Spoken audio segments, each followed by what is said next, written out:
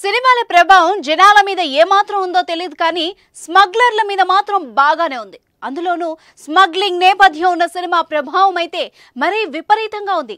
అదేనండి, అందరికీ పుష్ప సినిమా గుర్తుంది కదా. అందులో హీరో అల్లు అర్జున్ గంధపు చెక్కల్ని ఎలా స్మగ్లింగ్ చేశారో సినిమాలో చూసాం.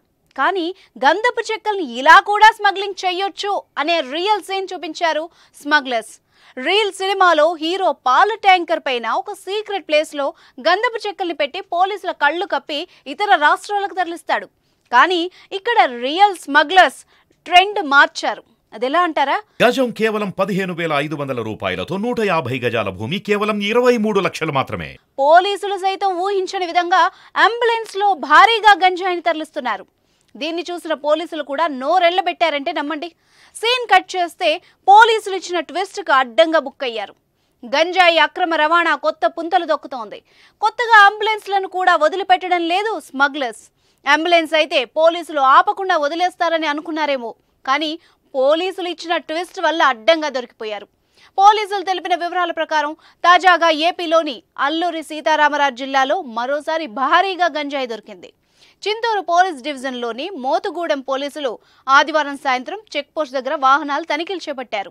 ముందస్తు సమాచారం మేరకు డొంకరాయి వైపు నుంచి వస్తున్న అంబులెన్స్ ను పోలీసులు ఆపి తనిఖీ చేశారు. లోపల అనుమానంగా ప్యాకెట్స్ కనిపించాయి.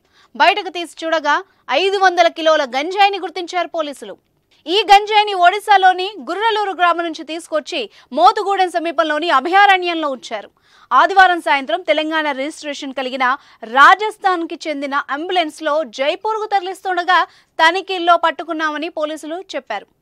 ఈ కేసులో గుర్రలూరుకు చెందిన రామారావును అరెస్ట్ చేసి గంజాయి అంబులెన్స్ స్వాధీనం చేసుకున్నారు పోలీసులు. ఈ కేసుకు సంబంధం ఉన్న రాజస్థాన్, ఒడిశాకు చెందిన 2 నిందితులు పరారీలో ఉన్నట్టు చెప్పారు పోలీసులు.